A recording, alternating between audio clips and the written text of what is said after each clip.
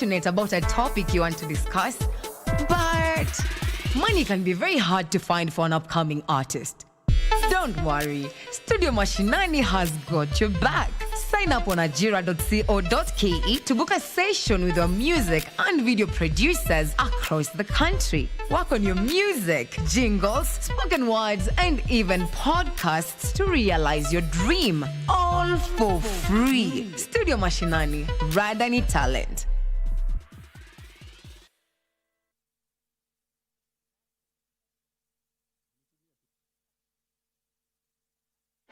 The world of governance is vast and can be alien to the ordinary man on the street. Critical issues are going to be discussed. From white papers to policy positions, it is easier to get lost in the labyrinth of words. Inside Government takes you to key global metropolis where critical decisions are made and where policies are crafted. We interview policymakers and senior government officials to highlight and enumerate government policies and projects. We take a deep dive into the underbelly of complex red tape to demystify policies across the country, across the world. Join me, O'Brien Kimani, on Inside Government, only on KBC Channel 1. Are you a talented artist, or are you passionate about a topic you want to discuss, but money can be very hard to find for an upcoming artist?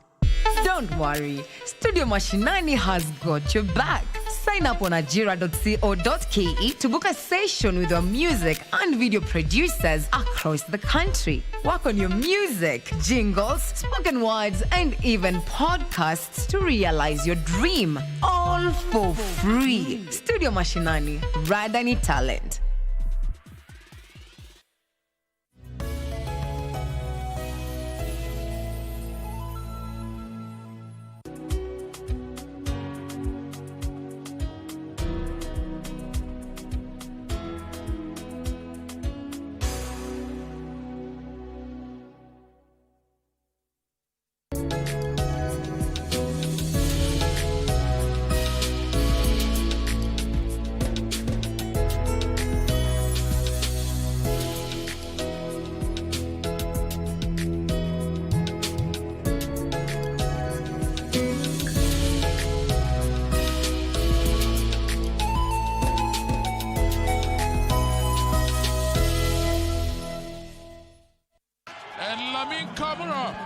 With his first career goal.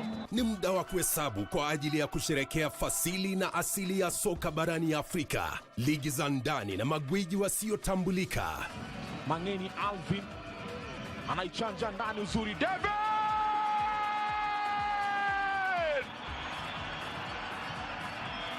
Michuano ya CAF ya mataifa ya Afrika 2024 ni njia ya kuzindua kupanua mtandao wa wachezaji ulimwenguni. Timu itakayoshinda itazawadiwa dola za Marekani milioni 3.5 pamoja na kujivunia kulinyanyua kombe hilo.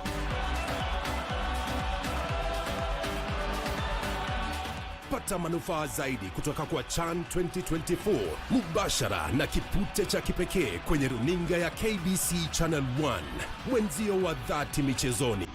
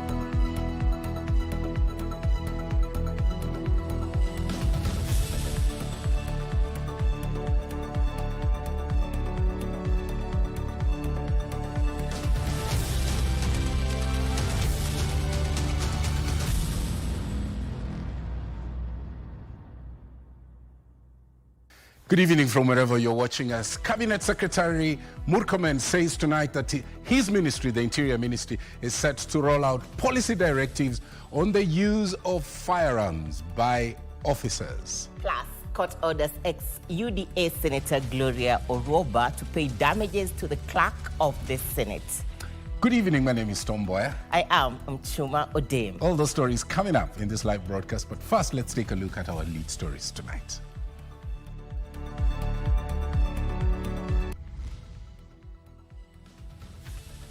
Gone too soon. 12-year-old girl killed by a stray bullet during Sabasaba protests in Kiambu laid to rest in an emotional send-off. HIV breakthrough. Government announces the rollout of an HIV injectable prevention drug to be administered twice a year. Ghosts and capitation. Non-existent schools receive over 16 million shillings, according to the Auditor General's report.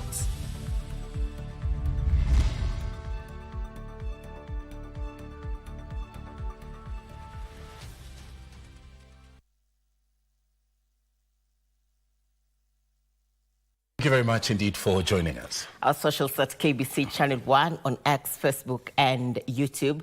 Our sign language expert tonight is Lensa Odingo. Straight to our top story tonight. The Ministry of Interior is set to roll out a policy directive on the use of force and firearms by law enforcement officers in the wake of public outrage over excessive use of force by police officers. Interior Cabinet Secretary Muchuma Murkomen has warned police officers accused of unlawful use of force that they will face the law. Now, this as he denied that the state has a special squad of police officers who are raining terror on the citizens. This story opens our coverage tonight. The Interior Cabinet Secretary Muchuma Murkomen on Tuesday was surrounded by top security chiefs during a briefing at Harambee House on the state of investigations into the chaos witnessed during the June 25th and July 7th protests. Murkomen revealed 42 people died during the protests, close to 600 were injured, of which 496 were police officers, and 1,500 people have so far been arrested countrywide on various charges including terrorism, murder, robbery with violence, sexual assault, arson, and targeted attacks on strategic infrastructure. Those who incited, organized, funded, or executed these attacks will face the full force of the law. The financiers and political sponsors of this mayhem are being investigated and will soon answer for their crimes. On the question of use of excessive force by police officers during the protests, Murkomen says one police officer is facing murder charges. Similarly, any police officer accused of unlawful use of force will face the law. He further revealed that plans are underway to guide the conduct of police officers when handling firearms during protests. Cognizant of the raging debate and national concerns on the use of force by security personnel, I will this Friday, pursuant to Article 245(4) of the Constitution, be issuing a policy directive to the Inspector General of Police on the use of force and firearm by law enforcement officers. He further dismissed claims of the existence of a special police squad that is meting out terror on citizens. There is no non-police squad that is involved in killing people, at least not in this administration, and not that the Cabinet Secretary is aware of. It would be unconstitutional and illegal to establish a squad anywhere in Kenya to kill people. All the squads, all the police formations and units in the Republic are intended to protect people, not to kill people. Murkomen maintained that the government will not relent in ensuring that criminals who infiltrate protests to cause mayhem face the law. Is this a breakthrough for HIV? The war against HIV/AIDS has received a major boost, with the government announcing the rollout of HIV injectable prevention drug. Health Cabinet Secretary Aidan Duale says that the drug, which is being piloted in 9 African countries, including Kenya, will be administered 2 times in 1 year, starting from January of next year. Joseph Ofungo with the details of the HIV drug that has the potential to significantly reduce new HIV infections. With the country's HIV prevalence currently standing at 3.7% and 1.4 million people living with HIV, according to statistics from the Ministry of Health, the government has outlined a new innovative strategy aimed at preventing further spread of the new infections, which is also rampant among youth under the age of 24 years. Speaking when he appeared before the Senate Standing Committee on Labour on Tuesday, Health Cabinet Secretary Aidan Duale revealed a planned rollout of groundbreaking HIV prevention injection by 2026. The CS confirmed that the lenacapavir injectable pre-exposure prophylaxis, which will offer 6 months of protection per dose, was endorsed by the World Health Organization in its updated guidelines released in July 2025. This drug is one of the medicines that have been approved for pre-exposure for HIV. As we sit here, it has been approved by the US FDA. That's the Food and Drug Authority. It's been endorsed by WHO only 2 days ago. And it's given as an injection. The drug is expected to offer an alternative to daily oral PrEP, addressing key challenges such as adherence to stigma that has hindered uptake in the vulnerable populations. And the reason as to why we are going to do this in January is because we have to change our existing guidelines. We have to train the healthcare workers. We have to put the logistics in place of how to get the medicines, how we are going to store it, and a raft of other measures that we need to put in place to ensure that it's successfully deployed. Now, moving on, the Auditor General has concluded the current school capitation model for all public schools, and he says it's not equitable and termed it inadequate for learners across the country.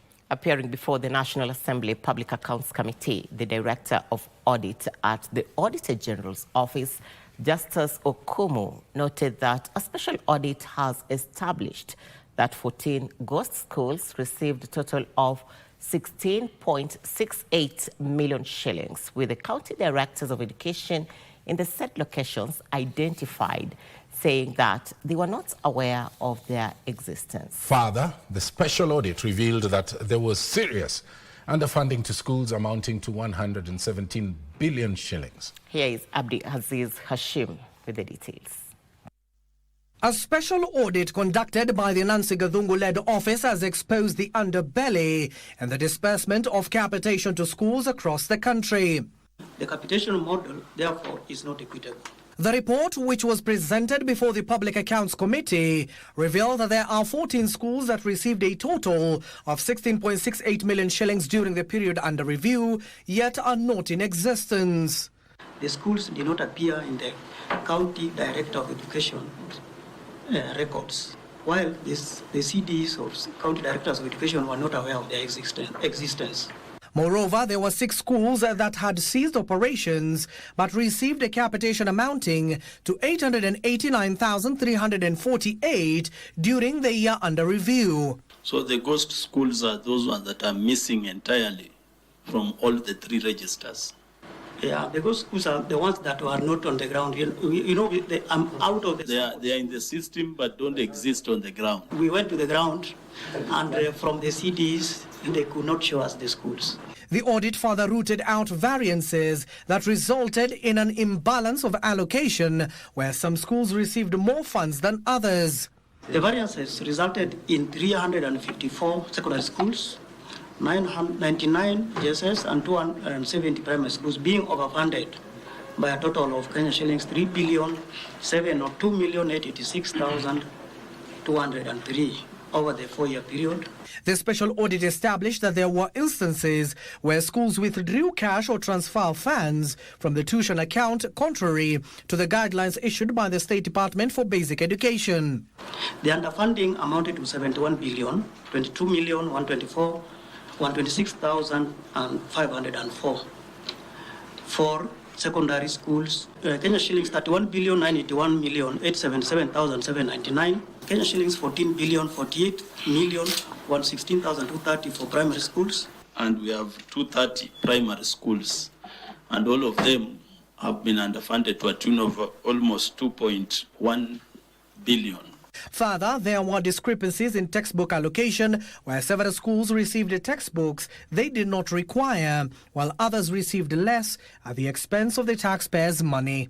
There were 118 secondary schools, 225 GSSs, and 26 primary schools that received textbooks for subjects not offered in the schools. The total value of the distributed textbooks for subjects not offered at the schools amounted to Kenya shillings 30,342,907. They have refused to even give them permission to offer some subjects, but they go ahead and deliver textbooks to those particular schools, which means the intention is not to deliver books, but to do business. It's not by happenstance, it's by design, and we must punish those who design the system to make it fail to favor some people. The committee now wants the Education Ministry officials to appear before it and expound how they will solve some of the issues raised in the special audit. Abdiaziz Hashim for Prime Edition. Straight to the corridors of justice now. A magistrate court has ordered ex-nominated Senator of United Democratic Alliance, Gloria Orwoba, to pay the clerk of the Senate, Jeremiah Nyegenye, a total of 10.5 million shillings for defamation. In her decision, Milimani Commercial Court Magistrate Ruguru Ngodho stated Orwoba's social media posts accusing Nyegenye of sexual harassment were defamatory, malicious, unsubstantiated, and were aimed at damaging Nyegenye's personal and professional standing. But in a quick rejoinder, Orwoba has vowed to appeal the decision at the High Court. Nominated UDA Senator Gloria Orwoba had been slapped with a defamatory fine over her posts on her social media accounts in 2023.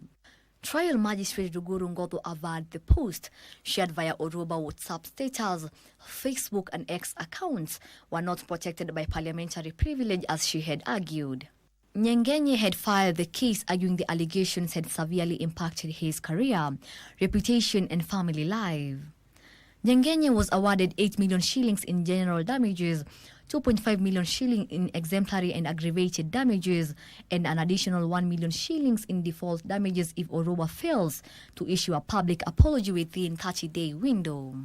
However, in a press briefing, Orwoba has said she is heading to the High Court to pray that the judgment may be overturned. Let's get this clear, Your Honor. And for the second day in a row, former Land Minister Amos Kimunya was cross-examined in a case over alleged irregular land allocation under the Settlement Fund trustees. Testifying before Chief Magistrate Harrison Baraza, Kimunya denied direct involvement, saying he was only a trustee and not the part of day-to-day operations. It's a joint issue between the two, but with the blessings of the Minister for Agriculture and the Permanent Secretary for Agriculture. And the Minister for Agriculture is the substantive trustee of SFT. So by implication, SFT was involved.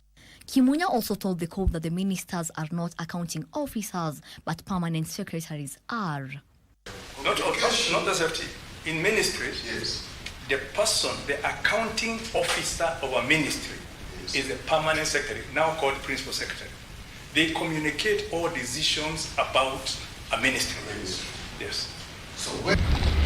Finally, the case involving 4 men accused of kidnapping and robbing a doctor named Titus Kilika could not proceed to Kangundo Law Courts after the suspects failed to appear before Magistrate Sami Opande, forcing the court to postpone the hearing. According to the police officers at Kangondo Police Station, the 4 suspects, Duncan Wambua Kimeu, Dennis Ndolo Mutunga, Wambua Kinyili Mutunga, and Charles Mutinda Margaret, failed to appear in court, citing unsuitable sleeping conditions at Kangondo Police Station, which led to their transfers to Machakos Police Station. Litua Debra for Prime Edition. From the courts to Broadcasting House for our first break here on Prime Edition. But coming up, women in the media, female journalists asked to take up the leadership roles challenge. All that's coming up after this break. Stay with us.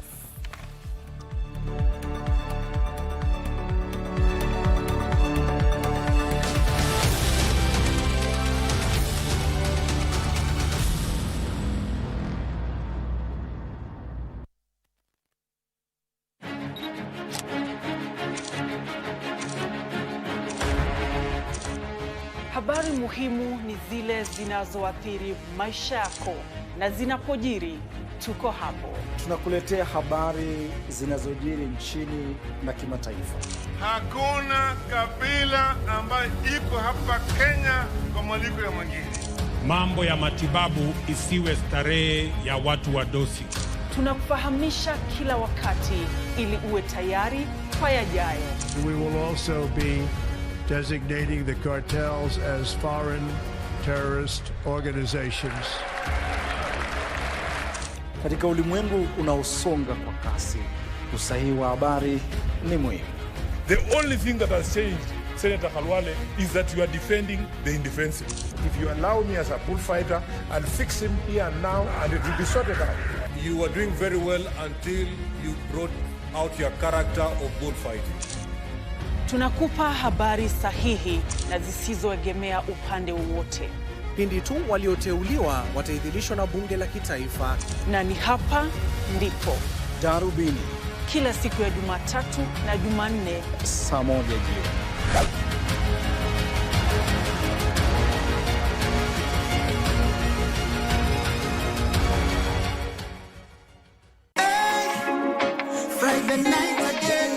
Greetings in the name of the Most High, Jah Rastafari. My good name is Marley Moses, the positive warrior, alongside... Yes, sir, DJ D-Rage, the baddest. Each and every Wednesday from 10 p.m. on KBC Channel 1 TV. Tunakuletea the biggest reggae party in 254 in a yard extra. Extra niceness of reggae music. Extra dose of entertainment. When the thing is nice, we have to do it twice.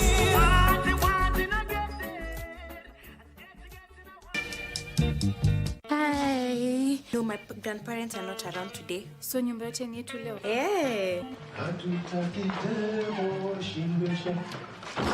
Hey, kwani wewe ni shetani bebe? Mbona kujani kijani? Let's prank call our principal.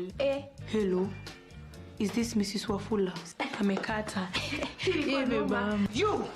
What did you do? I've asked a question. It was her idea. Do you know the pain you've caused her? I told you it was a bad idea. Menyamaza. Yaani nyinyi Gen Z mnachukulianga aje? Afanye tunaweza ongea. Unajua tuna nani? Leta hiki kitu hapa. Hiyo tabia yenu ya pita pale. Nikupata tena. Haya, umeamua kupiga patrol hapo? Si mimi niko kazini. Mboka gani? Yenye ulipwi? Ni mbaya na hotel.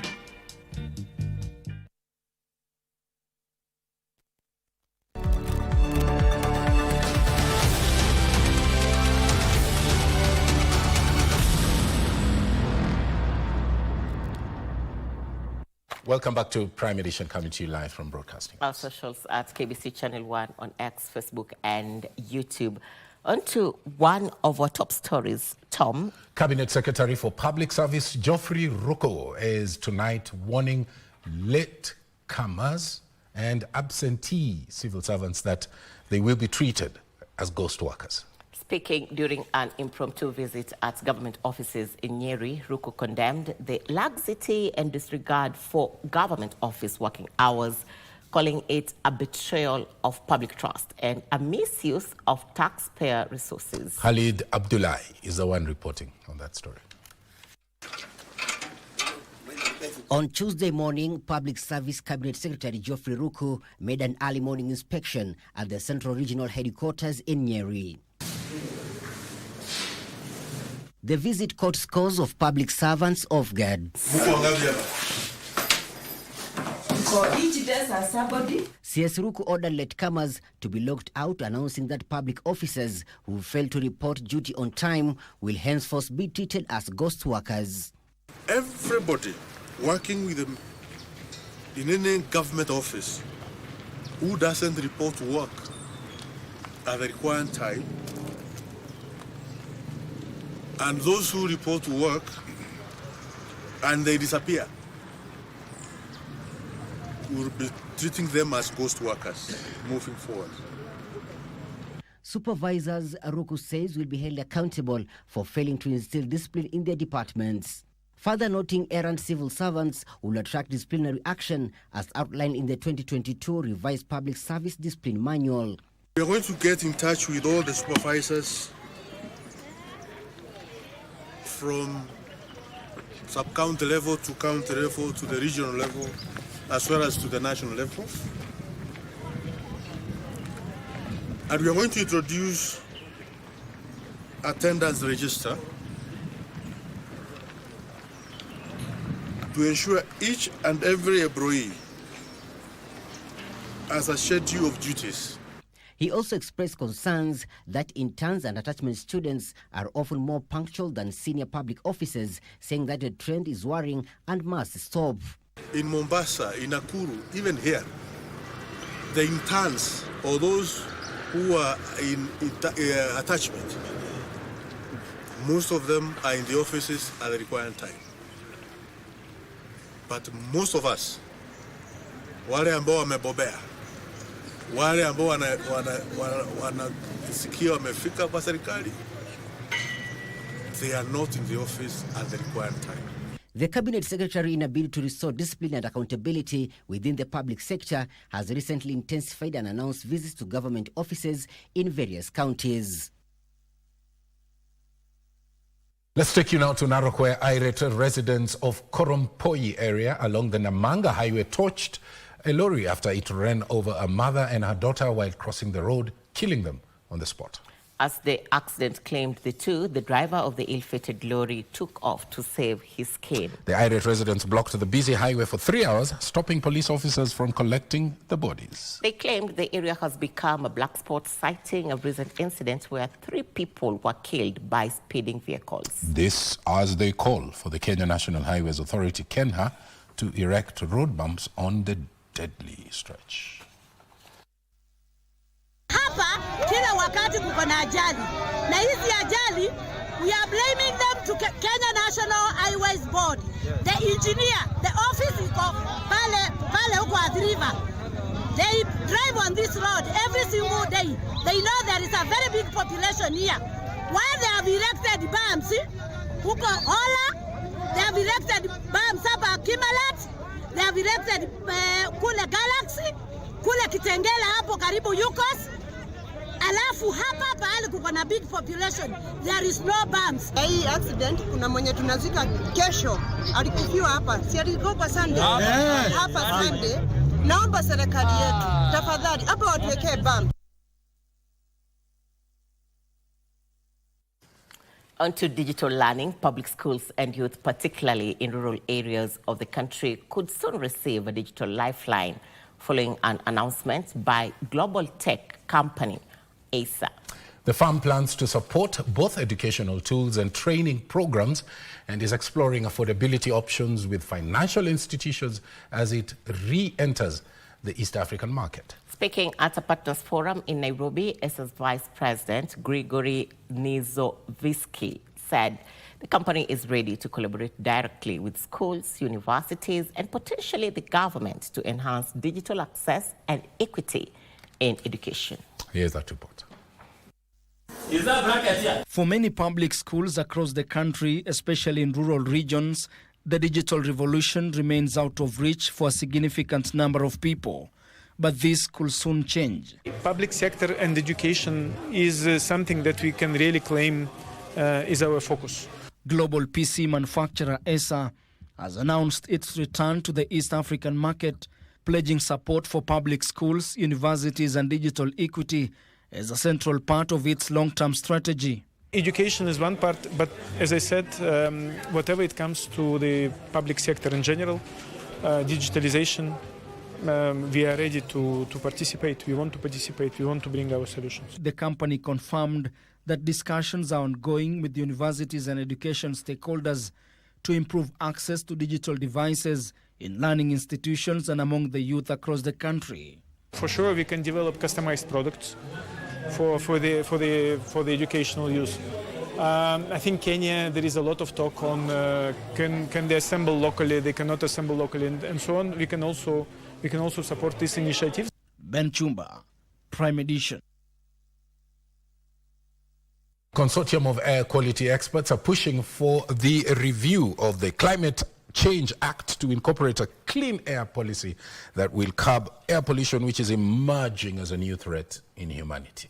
The experts attending a forum in Nairobi unanimously agreed to push for collaboration among countries to foster exchange of emerging technologies and opportunities that will aid in tackling the air pollution menace. Here's that report. In a bid to combat air pollution, which is contributing to over 6 million deaths annually, according to World Health Organization, air quality experts, researchers and scientists drawn from across the globe gathered for their third edition of Clean Air Forum in Nairobi to seek solutions to the threat. Unfortunately, air is invisible. By the time you actually see that the air is polluted, your lungs and the body system is already complaining. The experts, led by World Resources Institute Country Director Dr. George Mwaniki, collectively agreed to push for incorporation of clean air policy in the Climate Change Act that will help countries bring down emissions from major sources of air pollution. Very few countries are doing anything about it. In 2019, when we did the first report, I think only 2 or 3 countries had actually air quality regulations in Africa. The group, in further emphasizing the importance of collaborations among countries, called for political goodwill among governments. Synergistically identify where an organization's strength is better than the other and capitalize on that. We can accelerate impactful solutions and ensure a healthier and more sustainable future for all. Congratulations to Nairobi County for taking the front seat in this, and we wish that all other counties now grow and take the stage. Meanwhile, the experts singled out particulate matter and air pollutant from dust, industrial fumes, and vehicular emissions as the leading cause of air pollution. And we believe that knowledge sharing, we believe that technology sharing will be the next big thing that will drive understanding and participation in clean air. If it's only in English, it's not going to really make a difference. So what languages are the most relevant for you in the place that you're working in? Opicho Chemtai for Prime Edition. On to a story we highlighted for you at the beginning of this broadcast. Emotions ran high at Our Lady of Fatuma Catholic Church, Ndumberi in Kiambu County, as family and friends gathered to bid farewell to Bridget Njoki. The 12-year-old girl was tragically killed by a stray bullet that tore through the walls of her parents' house in her body as police engaged protesters during the Saba Day protests in Kiambu. And as John Kahiro now reports, calls for justice and accountability were echoed throughout the solemn and emotional send-off. Dumberi village in Kiambu County, the mournful sound of dirges echoed through Our Lady of Fatma Catholic Church as a snow-white coffin bearing the remains of Bridget Njoki made its slow entrance. The small yet too heavy coffin carried by the trembling hands of Bridget Njoki's now former teachers alongside her classmates, children who just days earlier shared laughter and dreams within the walls of their classroom. On the 7th of July 2025, Njoki had been in the safety of her parents' home watching television when a bullet tore through the walls and into her body, tragically ending her life. We are just hyenas in our courts because somehow we have lost our conscience. Somehow we have lost the direction. that we come back and have some peace and coherence in our lives, so that we avoid any other eventuality like what we are having today.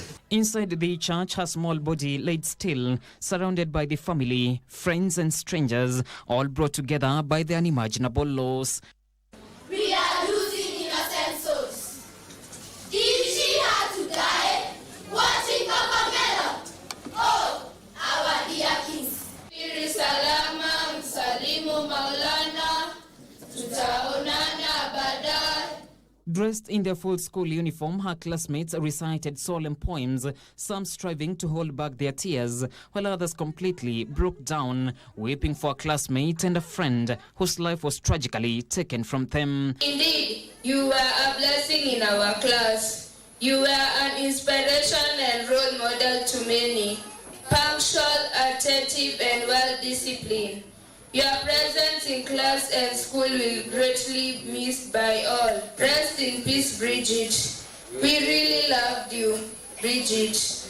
Till we meet again. I lost part of me. I'm shattered beyond words. 12 years seems like a day. And Bridget, you will forever be 12 years old. I thought you will grow and be a beautiful woman from the girl you are. But that bullet has shattered my dreams. Her mother, Lucy Ngugi, taking a heartbreaking plea. Njoki's death must not be yet another forgotten statistic of acts of police brutality. My heart bleeds for the life cut short by the bullet. No money. Our leaders listen here. No money, no conversation will bring my daughter back. Yes. I have left everything to Almighty God.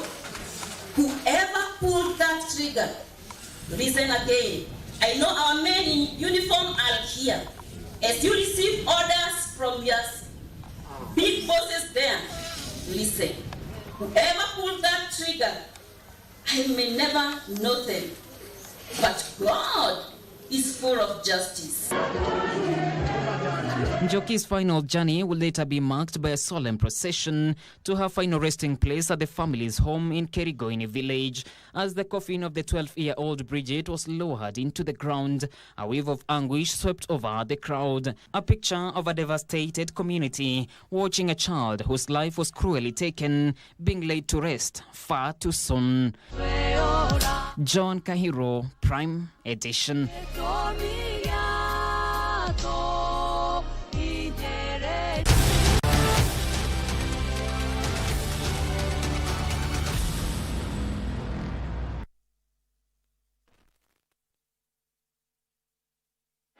The world of governance is vast and can be alien to the ordinary man on the street. Critical issues are going to be discussed. From white papers to policy positions, it is easier to get lost in the labyrinth of words. Inside Government takes you to key global metropolis where critical decisions are made and where policies are crafted. We interview policymakers and senior government officials to highlight and enumerate government policies and projects. We take a deep dive into the underbelly of complex red tape to demystify policies across the country, across the world. Join me, O'Brien Kimani, on Inside Government, only on KBC Channel 1. In a world where news is ever-changing, staying informed is more important than ever. Join us every week on News Check, your go-to show for the latest in current affairs, breaking news and in-depth analysis. A warm welcome to KBC News Check. From politics to global events, we bring you content that matter to you. We're not just speaking about the governance and how we want to see it, but want to actually participate. Get your facts, hear from the experts, and really understand what is happening around you. We need to change our system first. You have to do the impossible to make sure the message is home. Stay ahead, stay informed, stay engaged. Will these people, everybody agree? Just listen to me. Let's give him a chance to clear the air. Catch News Check every Tuesday and Wednesday from 10 a.m. to 12 noon. Only on KBC Channel 1.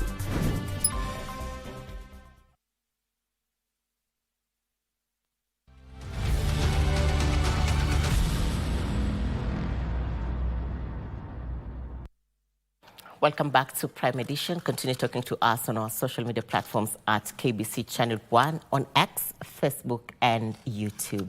A 23-year-old student who was allegedly shot by police during the Sabasaba riots has died as a result of severe hemorrhage due to a single gunshot in the pelvic area. According to the autopsy report, James Gashara had many blood vessels severed during the incident.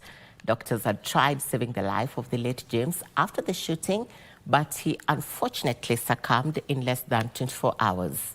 Now, the autopsy was carried out by a team of 3 pathologists at the Nanyuki Teaching and Referral Hospital. The Kenya National Commission on Human Rights, Independent Medical Legal Unit, Independent Policing Oversight Authority, Law Society of Kenya, and the DCI were also represented.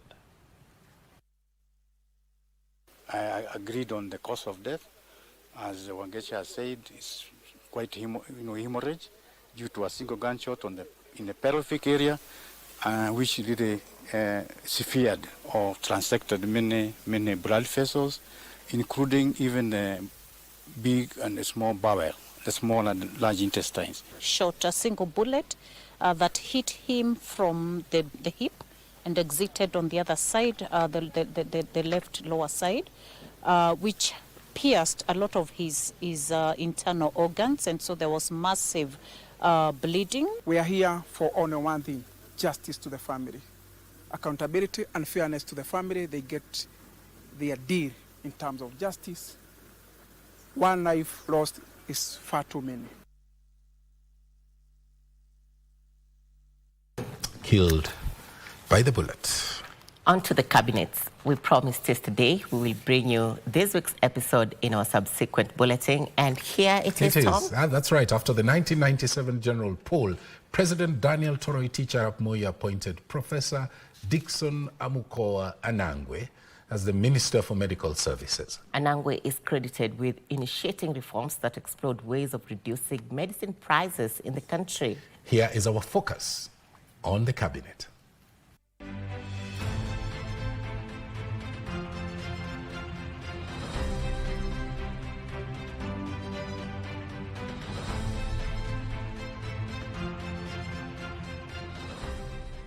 Professor Frederick Dickson Amukoa Anangwe joined politics in the late 80s but was elected as a legislator in 1997. He successfully contested the Butere parliamentary seat. Before cutting his teeth in politics, Anangwe served as a district officer DO in Ngong, and he taught at the Kenya Institute of Administration, now Kenya School of Government. The scholar also taught political science at the University of Nairobi, but later, together with other lecturers, joined Youth for KANU YK92 movement at the height of clamor for multipartyism. President Moi rewarded him for his loyalty in 1997, naming him the Cooperatives Development Minister and later Medical Services Minister. In the Medical Services docket, he is credited with forming a task force to explore ways of reducing medicine prices in the country as part of medical reforms. Anangwe was categorical that 50% of Kenyans lacked access to basic life-saving medicines, including antiretroviral drugs for HIV and AIDS, which were not free at the time. His goal was to ensure Kenyans were not dying from curable diseases. As a result, 5 major pharmaceutical manufacturing companies reduced the cost of medicines, including the life-saving HIV and AIDS drugs. Just before the 2002 general election, Anangwe was appointed Assistant Minister in the Office of the President. In May 2023, Professor Anangwe was appointed the Chairman, University of Nairobi Council. He resigned in May 2025 amid accusations of abuse of office. For the Cabinet, I'm Ben Troy Njue.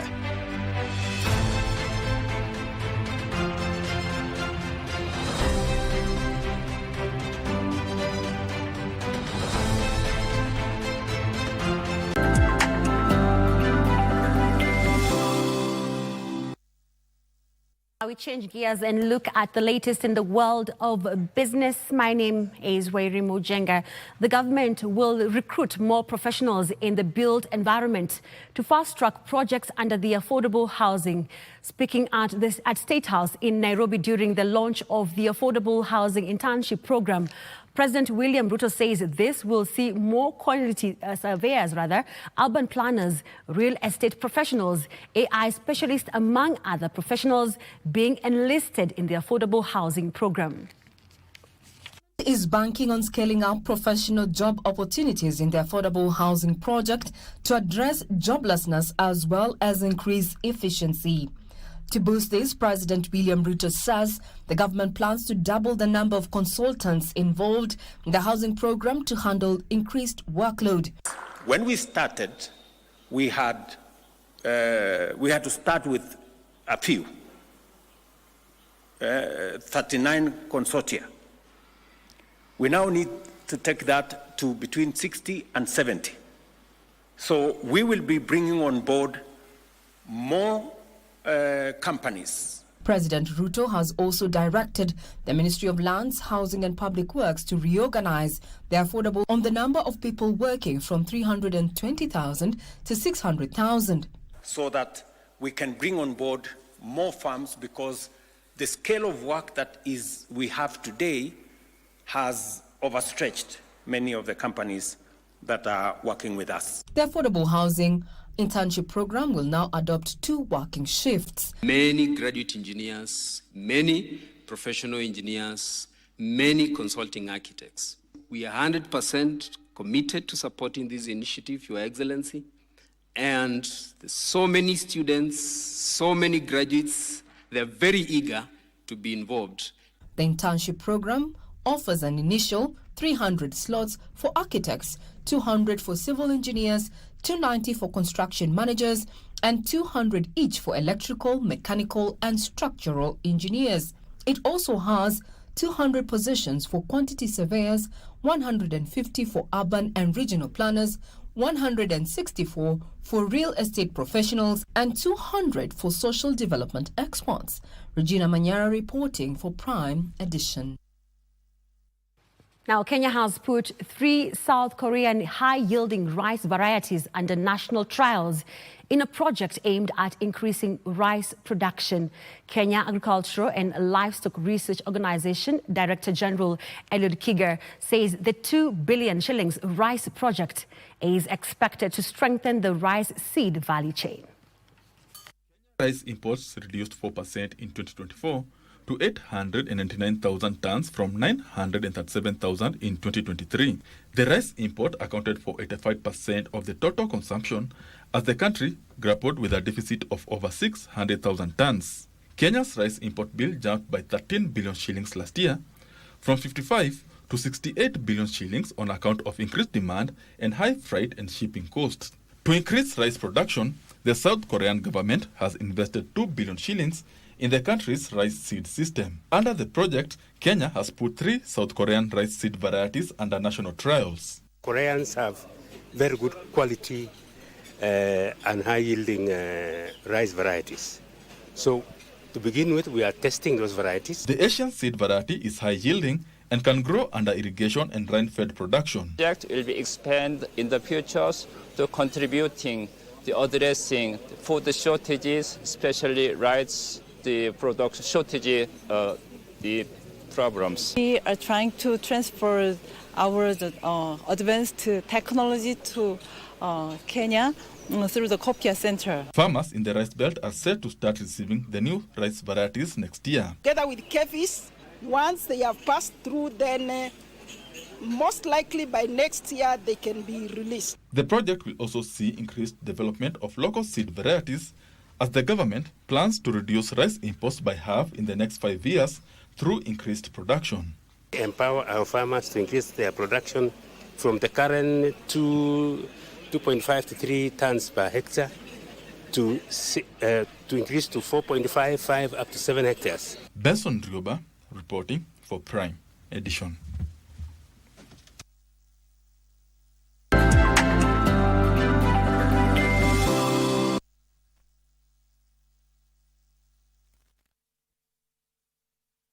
Looking to advertise on KBC? KBC announcement services are now available on eCitizen.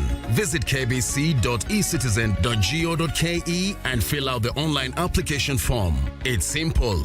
1. Complete the form. 2. Upload required documents. 3. Receive a quotation based on word count. And 4. Get notified via SMS when your announcement is ready. Please note, clearly indicate the type of announcement, service station, and all relevant details. 2. All applications must be made online only. Manual submissions will not be accepted. And 3. Announcements will air after news bulletins. For assistance, reach us on email ecitizen@kbc.co.ke or use our social media handles, Facebook, your Facebook account, and X at your X account. Or you can call us on 0723 892 654 or 0734 780 124.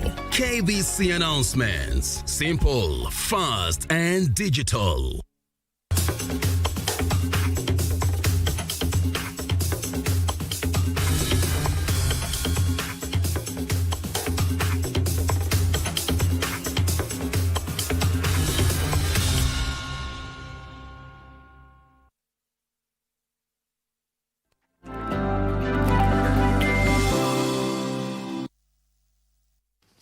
Welcome back, and we head straight to Kilifi County, where the youth in that county are set to benefit from crab farming after the distribution and installation of 960 crab fattening cages across the county. The program, dubbed Youth in Sustainable Aquaculture, has opened opportunities for young people to venture into sustainable aquaculture and aims to create over 150,000 jobs in 5 counties over the next 5 years, including Homa Bay, Kilifi, Kisumu, Kakamega, and Busia. Young people in Kilifi are engaging in crab farming along the coastline through the support of the Youth in Sustainable Aquaculture. The Basso Youth for Green Future is a youth-led organization that started 1 year ago. And we started with mangrove conservation because we saw as youth we were just all around and doing nothing. So we came together and decided to start conserving our environment through mangrove restoration. The partnership program by MasterCard Foundation and consortium partners, led by Farm Africa, is set to install and distribute 960 crab fattening cages across the 9 sub-counties of Kilifi, targeting 60 youth groups engaged in crab farming. The Basso Youth for Green Future, a youth group that previously focused on mangrove conservation along Mida Creek, has transitioned to crab farming. The group's chairperson, Madaraka Katana, says the additional 48 crab cages under the program will enhance their productivity and create new job opportunities for young people. We have crabs. We do crab fattening, where we have several youth groups doing crab fattening. And we had there is some sort of support that came to the participants, where we were targeting 60 participants for the crab demo farms, and this was to be distributed in the 9 wards in Kilifi.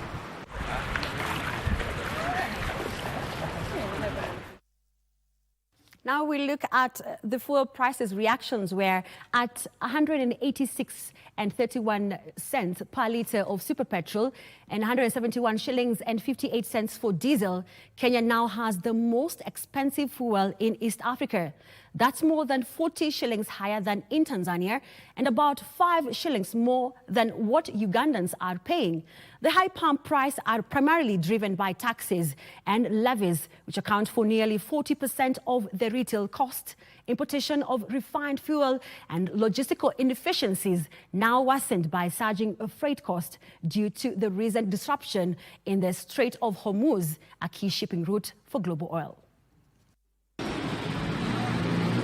Fuel is cheaper in Tanzania and Uganda compared to Kenya. A litre of super petrol in Nairobi is now retailing at 186 shillings and 31 cents, followed by Uganda at approximately 181 shillings and 40 cents, and Rwanda at 171 shillings and 77 cents. Fuel is the cheapest in Tanzania at 141 shillings and 91 cents using the current exchange rate. Kenya has consistently ranked as having the highest fuel prices in the East African region. So, why is Kenya's fuel so costly? The Brent crude in June, I think in the month of June, rose all the way to about 81 point something dollars to the barrel, per barrel. And that has now affected the total landed cost of Kenyan oil in Mombasa. The explanation that was given by government is not accurate, because blaming the global oil prices is falling short of what the reality is. Out of every litre, more than 40% goes to taxes. This, he says, makes Kenya's pricing heavily tax-laden compared to its peers. Over 80 shillings of what people pay for petrol prices, over 80 shillings goes into taxes and levies. And of what Kenyans pay for other products or fuel other than petrol, over 76 shillings again goes into taxes and levies. The government of Kenya actually added a new levy last year of 7 shillings in the fuel prices. In comparison, Tanzania has kept fuel prices lower by slashing taxes and relying on a bulk procurement process system that absorbs global price shocks. Uganda, despite being landlocked, has slightly lower pump prices due to less taxation. Ethiopia, surprisingly, has the cheapest fuel at just about 101 shillings and 79 cents per litre, thanks to government subsidies. We price ourselves much higher than our neighbors in the region, but there are reasons to them, and the reasons are rather self-evident. For instance, our road network is arguably better than any of our neighbors in the region. The global fuel supply chain is also feeling the impact of heightened insecurity in the Strait of Hormuz. And we are talking about 20% of the global global oil demand passing through that strait. Another one has been the demand in Asia that has gone up. India, China, Japan, there's an increase in the amount of fuel required. Kafafa clarifies the G2G deal was meant to stabilize supply chain and shield Kenyans from dollar shocks. Actually, it's a misconception that the G2G was intended to cushion Kenyans from high prices. That is by an incidental product. Now we've gone into a government-to-government system that is closed and is a bit opaque, in my opinion. And what that has led to is fixed prices. And the G2G arrangement is in the way that we have 180 days of credit.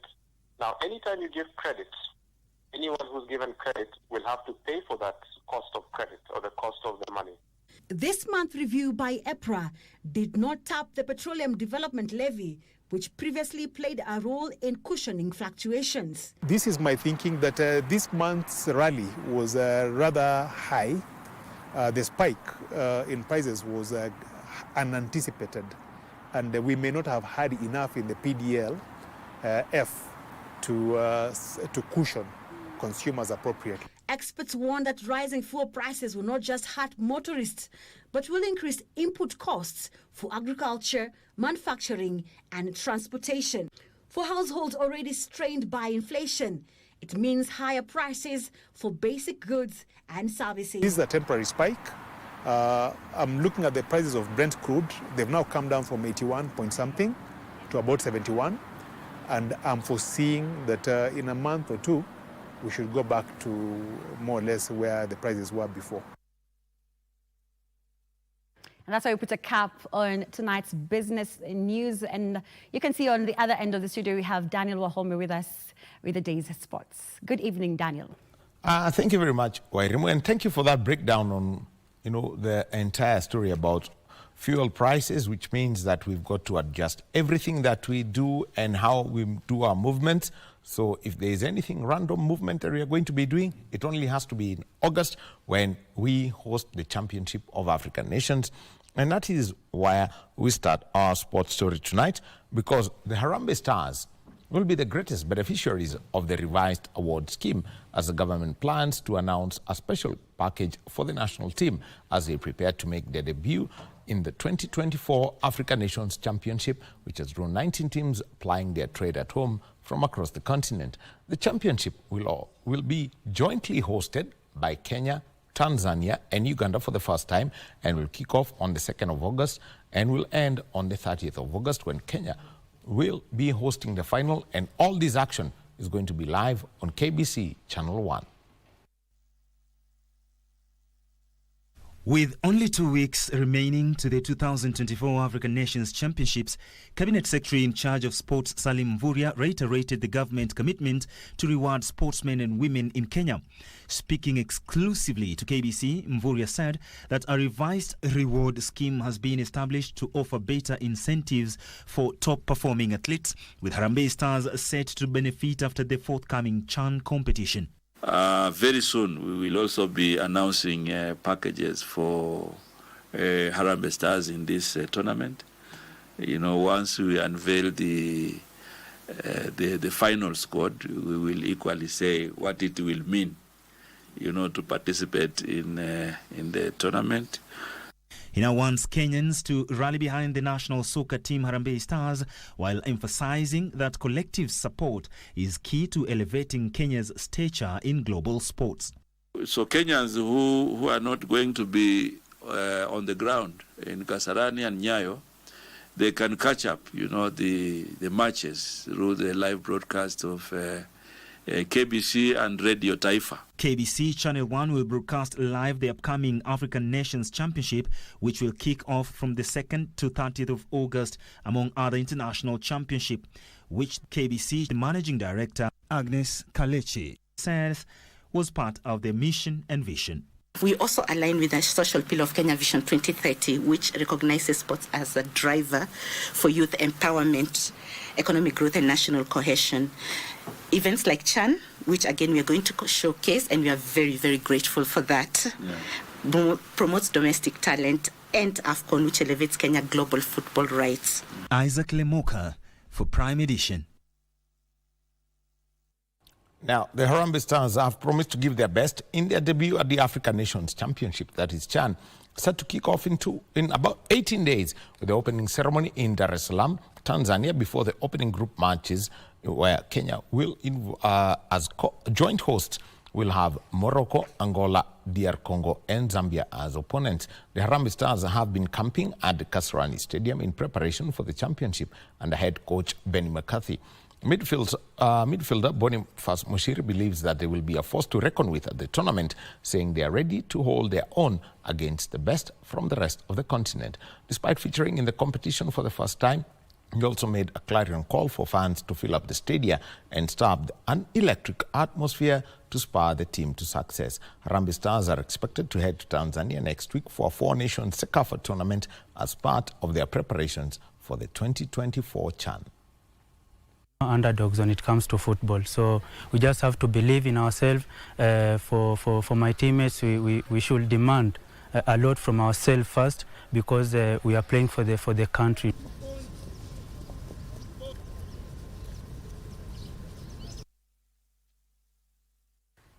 Now, the government is considering abandoning the construction of the Water Stadium in Machakos County, despite having spent at least 226 million shillings on the project.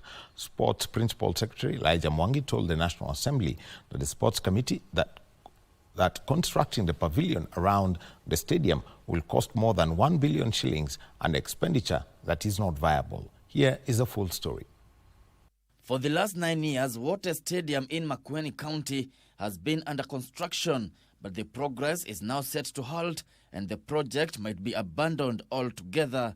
Sports Principal Secretary Elijah Mwangi, while appearing before the National Assembly Sports Committee, disclosed constructing a pavilion around the stadium was not viable due to the swampy nature of the ground. The contractor is expected to go around 3 floors, filling so that he can get to the level of the ground now to start construction of the pavilion, which was estimated to cost around over 1 billion. which may be way beyond even doing a very new stadium. So far, the government has spent 226 million shillings on the Water Stadium project, and considering the cost of constructing a pavilion might go beyond 1 billion shillings, the ministry has directed the contractor to only focus on the playing field and a perimeter wall. The fund that was available for this stadium to be utilized to do the civil work that may necessitate the stadium to be put in good use, the one that it was intended to. However, the fund that may be required to carry out works that may need the construction of pavilion need to be assessed. MPs, however, have raised concerns why the government failed to carry out due diligence on the ground before injecting millions of taxpayers' money. We go back to the drawing board and advise government clearly on what we need to do, because burning 266 million on a stadium which might never be used, it's a pain to us. After we are done with this, we approach the county government to give us a different venue, whether within Watertown or a different, we do a complete stadium. From the word go, in fact, the expenditure of the 261 million would have not even started if we were to do our work professionally. You have no choice, but you are the one in the docket now. Gishuki Washira, Prime Edition. Now, moving on is that the Kenya Handball Federation Super Cup will be held from the 26th to the 28th of this month, according to the technical director, Charles Omondi, starting with the preliminaries, with the final set to be held on the 2nd of August this year. Ulinzi Sharks will be going for the second title in the pre-season tournament, having already clinched the National Women's League title at the Nyao National Stadium. The women's matches, which will be played on a round-robin format, will also feature Nairobi Water, Daystar University, and the National Cereals and Produce Board team. Firehawks, who finished third in the league, pulled out of the tournament, hence the inclusion of NCPB. The men's teams will be divided into two pools featuring league champions NCPB, Equity, GSU, Ulinzi, and Strathmore. Meanwhile, AFC Leopards under 45 branch is gearing up for the second edition of the annual Player Awards Gala, set to take place next month in Bungoma County. The branch's chairman, Olympia Musonye, has confirmed that this year's event will feature an expanded list of award categories with the inclusion of Goal of the Season, Best Defender, marking a significant enhancement from last year's edition. Unlike the inaugural event, the 2025 Gala will unfold over a full week with festivities and the award ceremony running from the 21st to the 26th of August at the Masinda Muliro Stadium in a fusion of football excellence and culture. From our fans, players, AFC Leopards executives, and Kenyans from all walks of life.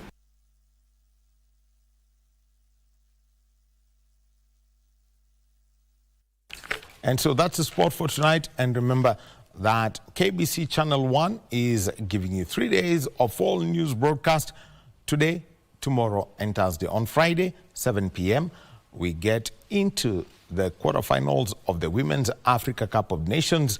That is part of the package that we're giving you as we build up to the Championship of African Nations CHAN that starts on the 2nd. So the quarterfinals on Friday night and Saturday night. Do not miss them. Full details coming into our broadcasts all along this week. My name is Daniel Ohome. Back to you, Tom and Irene. Thanks, Edith. So make that appointment Friday night. Quarterfinals, the women's soccer. Well, that brings us to the close of this live broadcast. Thank you for your feedback. Thank you for your company on social media platforms. Quick acknowledgements. Jamira Morgan, Luke Onyango, Andrew Murithi, Muriuki Edwin, Victor Otwoma, and so on, watching KBC Channel 1 from various parts of the country. Many thanks indeed to you for choosing this live broadcast, and to our online family. We're always very grateful to you for tuning in. Well, we've got to go from Nairobi, Kenya. My name is Mboya. Good night and God bless. I am Muchuma Odim. Good night.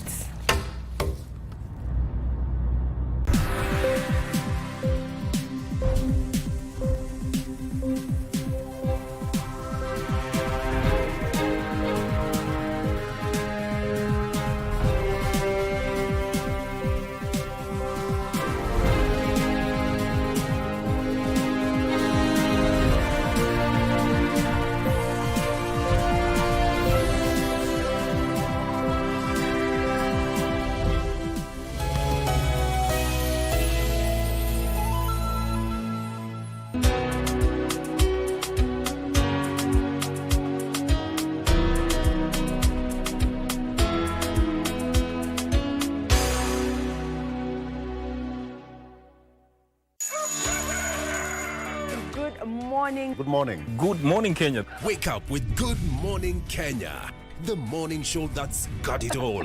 We dive deep into issues shaping our country. Youth are a voice of a nation. What is the next step for the young people? Unpacking political